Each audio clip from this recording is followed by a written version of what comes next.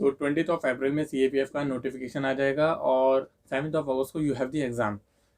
Approximately you have 8 months left to prepare for those UPSC CAPF AC, and that is more than enough time. Trust me, this is more than enough time. If one wants to prepare for the UPSC CAPF AC and wants to become an assistant commandant, then this is a very good time to prepare for it. Alright, in this UPSC journey, it is important to know what to study, what books that needs to be followed, but the most important is to know what not to study, what are the mistakes that need to avoid, that will not allow you to become an officer. Okay, तो इस video में मैं आपको अपने friend के बारे में बताऊंगा जिन्होंने 2018, 19, 20, 21 4 साल यूपीएससी सीएपीएफ की तैयारी की. He could not made into the final merit list. वो क्वालिफाई नहीं कर पाए. तो गाइज ऐसे बंदे का ना एक्सपीरियंस बहुत मैटर करता है. तो मैंने सोचा क्यों ना उनका एक्सपीरियंस आप लोगों को बताया जाए, ताकि जो गलती उन्होंने की इन 4 सालों में वो गलती आप ना करें. ठीक है, वो आप ना दोहराएं वो गलती. नहीं तो आप अटेम्प्ट पे अटेम्प्ट देते जाएंगे, साल पे साल आपका गुजरता जाएगा और एज होती जाएगी और चीज़ें बिगड़ती जाएंगी. तो without any further do let's get started. तो अगर आपने वीडियो को लाइक नहीं किया है तो प्लीज़ वीडियो को लाइक कीजिए और चैनल को सब्सक्राइब भी करना. ऑलराइट, और अपने दोस्तों के साथ शेयर भी करना. तो स्टार्ट करेंगे सबसे लास्ट से, यानी जो सबसे हमारी लास्ट जो मिस्टेक है वो है रॉन्ग गाइडेंस, यानी गलत गाइडेंस. आज के टाइम में ना दोस्तों इन्फॉर्मेशन हर जगह अवेलेबल है. आपको हर जगह से गाइडेंस मिल सकती है. ठीक है, और ये अच्छा भी है और बुरा भी. अच्छा इसलिए है क्योंकि हर जगह इन्फॉर्मेशन है, फ्री ऑफ कॉस्ट भी हमें मिल रही है, वैल्यूएबल इन्फॉर्मेशन भी मिल रही है.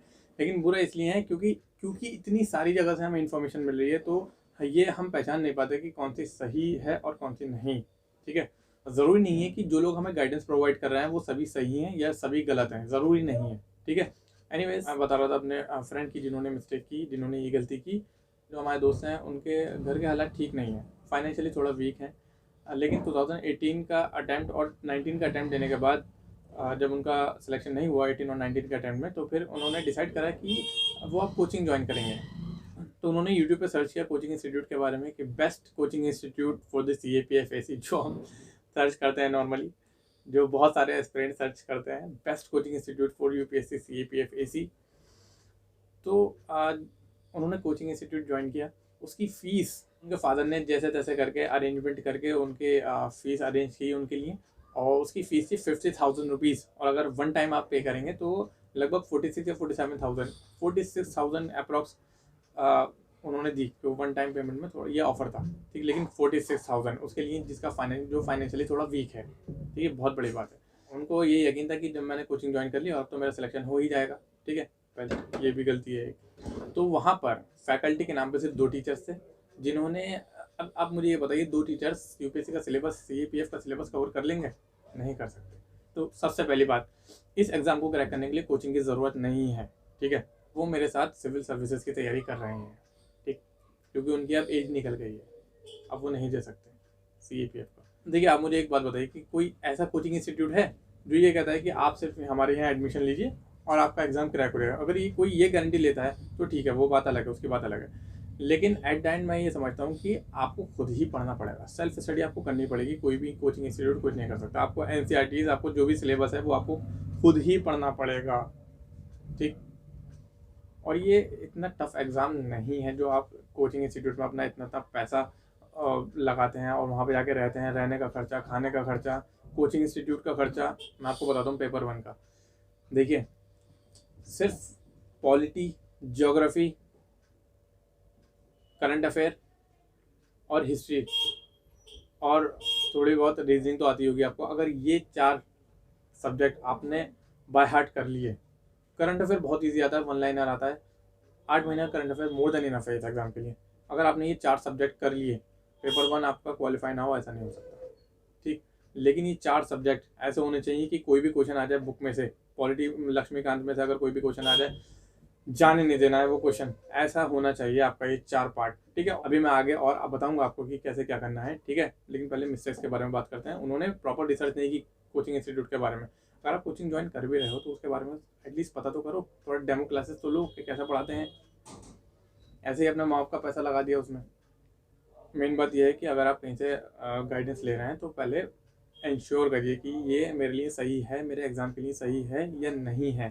ठीक है, उसके बाद ही आप ज्वाइन कीजिए कोचिंग. या फिर पहली बात तो मैं यही रिकमेंड करूँ, कोचिंग की ज़रूरत नहीं है.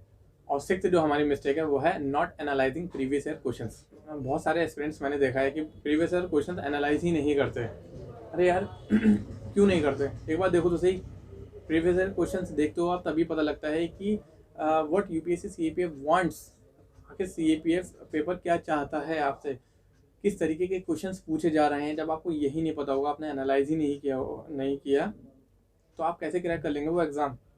सबसे पहली बात, सीएपीएफ के प्रीवियस कोई भी एग्ज़ाम अगर आप दे रहे हैं तो उसके प्रीवियस ईयर क्वेश्चन आप एनालाइज कीजिए कि किस सब्जेक्ट से कौन से क्वेश्चन आ रहे हैं, किस तरीके से पूछे जा रहे हैं। ठीक है, बहुत सारे क्वेश्चन रिपीट भी होते हैं। मैंने आपको बताया हुआ है कि प्रीवियस ईयर क्वेश्चन के लिए आप कौन सी बुक रेफर कर सकते हैं। ठीक है, ये भी बात मैंने बताई हुई है आपको। अगर आपने वो वीडियो नहीं देखी है then I will put the link to that video in the description और you can watch it out by clicking on the i button. Alright, तो वो देख लेना आप वीडियो। तो प्रीवियस ईयर क्वेश्चन को एनालाइज करना भी बहुत ज़्यादा ज़रूरी है। ये ब्लंडर हो जाता है अगर आप प्रीवियस ईयर क्वेश्चन एनालाइज नहीं करते और ऐसे ही अपने दुश्मन से लड़ने चले जाते हैं बिना दुश्मन को जाने। फिफ्थ हमारी मिस्टेक है taking NCERTs casually. Defence aspirants के लिए मैं तो कर रहा हूँ, यूपीएससी चाहे सीएससी की तैयारी कर रहा हूँ या फिर आप सीएपीएफ की तैयारी कर रहा हूँ या फिर सीडीएस की तैयारी कर रहा हूँ, हमारा माई बाप कौन है? हमारा माई बाप एनसीईआरटीज है।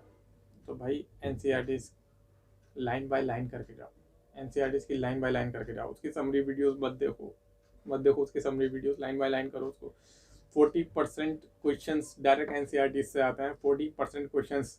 ठीक है, तो अगर आपने ढंग से एनसीईआरटीज करी हुई है कोई परेशानी नहीं है एग्ज़ाम क्रैक करने में। ये आपके खुद की मिस्टेक्स हैं जो आप कोचिंग की तरफ को भागते हो फिर भी क्रैक नहीं कर पाते। और जो फोर्थ हमारी मिस्टेक्स है वो है, अब बहुत सारी बुक्स पढ़ने का आपको शौक होता है। ठीक है, ज्योग्राफी के लिए फॉर एग्जांपल ज्योग्राफी के लिए 6 से 12 एनसीईआरटीज पढ़ेंगे, ठीक, जो कि पढ़नी ज़रूरी है। अब इससे दिल नहीं भरा, 6 से 12 6 से लेकर 12 तक की एनसीईआरटीज पढ़ ली लेकिन उससे दिल नहीं भरा। अब क्या करूँ? अब फिर जीसी लियोंग पढ़ूंगा। ठीक है, जीसी लियोंग भी पढ़ ली एक बार, एक बार एनसीईआरटीज पढ़ ली, एक बार जीसी लियोंग पढ़ ली। अब फिर भी थोड़ा ऐसा लग रहा है कि और दिल नहीं भरा, पेट नहीं भरा। अब माजिद हुसैन पढ़ूंगा। ठीक, माजिद हुसैन आधी पढ़ी, समझ में नहीं आ रही, ये तो सिविल्स के लिए है। अरे अब वो पढ़ लेता हूँ, बनवाल। आपने 4 चीज़ें पढ़ ली एक सब्जेक्ट के लिए एक बार, और याद क्या रहा? याद कुछ नहीं रहा आपको। भाई 6 से लेकर 12 तक की ज्योग्राफी पढ़ो। सबसे ज़्यादा इंपॉर्टेंट है 11th की 2 एनसीईआरटीज, इंडियन फिजिकल एनवायरनमेंट और फंडामेंटल ऑफ फिजिकल ज्योग्राफी, और 2 एनसीईआरटीज 12th की हैं, ह्यूमन ज्योग्राफी और इकोनॉमिक। ठीक है, ये एनसीईआरटीज पढ़ लो, मोर देन इनफ है। ठीक, मोर देन इनफ है। उसके बाद आप मॉक्स लगाइए, अभी आगे बात करेंगे मॉक्स के बारे में भी। तो अपने अपने सोर्सेज को लिमिट रखिए। ठीक है, अपने सोर्सेज को लिमिट्स में रखिए। ठीक है, और वही बार बार रिवाइज कीजिए। Revision is the key to success. Revise जितना आप रिवाइज करेंगे उतनी आप इन्फॉर्मेशन रिटेन कर पाएंगे। ठीक है, रिवीजन करते रहिए, बार बार रिवाइज कीजिए। ऑलराइट, बार बार रिवाइज कीजिए तभी आप रिटेन कर पाएंगे। और थर्ड हमारी मिस्टेक है नॉट गिविंग मॉक टेस्ट।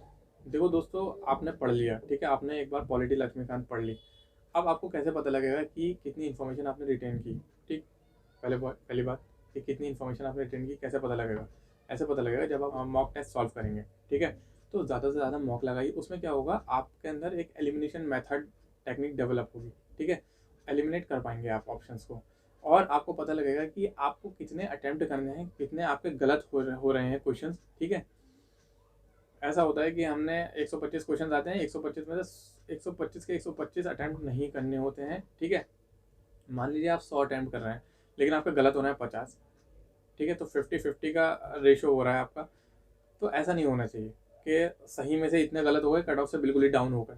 ठीक, तो ये बात आपको कब पता लगेगी कि आपको कितने अटैम्प्ट करने हैं, कितने नहीं करने हैं, कितने पे आपको अपना गैस वर्क करना है। ठीक है, तुक्का लगाना है। तो ये जो आपको पता लगेगा, ये आपको पता लगेगा जितने ज़्यादा से ज़्यादा आप मॉक टेस्ट देंगे।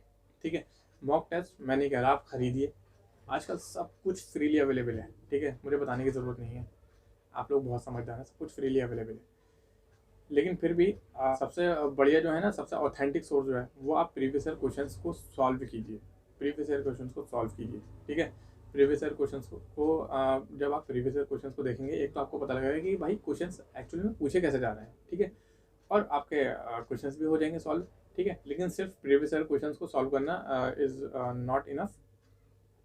आप दिशा की एक बुक आती है 10,000, उसका मैंने कंप्लीट डिटेल रिव्यू कर रखा है, आप वो देख सकते हैं। ऑलराइट, तो सेकंड मिस्टेक है जो हमारे फ्रेंड ने की और वो आप नहीं करें, वो है नॉट रीडिंग न्यूज़पेपर। न्यूज़पेपर क्यों नहीं पढ़ते आप लोग? कि वो नहीं पढ़ते न्यूज़पेपर। भाई न्यूज़पेपर पढ़ा करो, एडिटोरियल पढ़ा करो, या तो इंडियन एक्सप्रेस पढ़ो या फिर द हिंदू पढ़ो, ठीक है, लेकिन न्यूज़पेपर पढ़िए, ठीक है। आप वीडियो देख लेते हैं 1-1 घंटे की, ठीक है, आप उन लोगों की वीडियो देख रहे हैं जिन्होंने खुद न्यूज़पेपर पहले पढ़ा, जिन्होंने खुद न्यूज़पेपर पढ़ा, उनके अंदर ओपिनियन डेवलप हुआ और उन्होंने फिर उसकी समरी पेश की, तो ये स्किल तो उनके अंदर डेवलप हो गई। आपने तो बस बचा कुचा जो समरी है वो ही ली।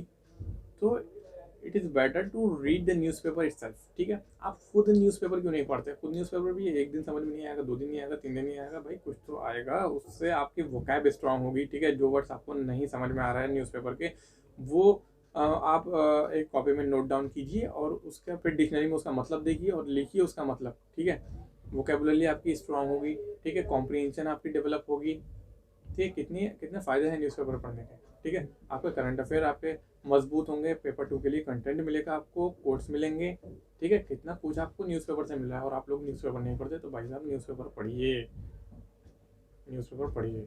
और सबसे पहली मिस्टेक जो बहुत सारे एस्पिरेंट्स करते हैं वो ये करते हैं कि पेपर 2 को इग्नोर कर देते हैं। सबसे उनका जो मेन टारगेट होता है वो होता है पेपर 1 क्लियर करना, बस पेपर 1 की कट ऑफ क्लियर करना। आपका टारगेट होना चाहिए ऑफिसर बनना, ठीक है। और पेपर 2 का जो मोस्ट ऑफ द पार्ट है, ठीक है, most of the part of paper 2 comes from the newspaper, ठीक है। जो इश्यूज होते हैं वहीं से आता है। तो न्यूज़पेपर जब आप पढ़ेंगे, न्यूज़पेपर आप पढ़ेंगे तो आपको पता लगेगा, फिर आपको एस्से के लिए आपको कंटेंट मिलेगा, ठीक है। एस्से के लिए आपको कंटेंट मिलेगा। 250 वर्ड्स के एस्से लिखने होते हैं, 4 एस्से लिखने होते हैं, 6 आते हैं, 4 एस्से लिखने होते हैं, 2 रिपोर्ट लिखनी होती है, 2 आर्गूमेंट लिखनी होती हैं। तो उसके लिए आप विजन आईएएस को भी रेफ़र कर सकते हैं। विजन आईएएस की जो मंथली मैगजीन होती है उसको भी आप रेफ़र कर सकते हैं। बहुत टॉपर्स ने रिकमेंड किया है विजन आईएएस के मंथली मैगजीन को। और राइटिंग प्रैक्टिस कीजिए। देखिए सिविल सर्विसेज में ऐसे पेपर में 1100 वर्ड 1000 वर्ड्स के ऐसे लिखने होते हैं। सच में कभी कभी तो वर्ड लिमिट एक्सीड हो जाती है, लेकिन कंटेंट ख़त्म नहीं होता।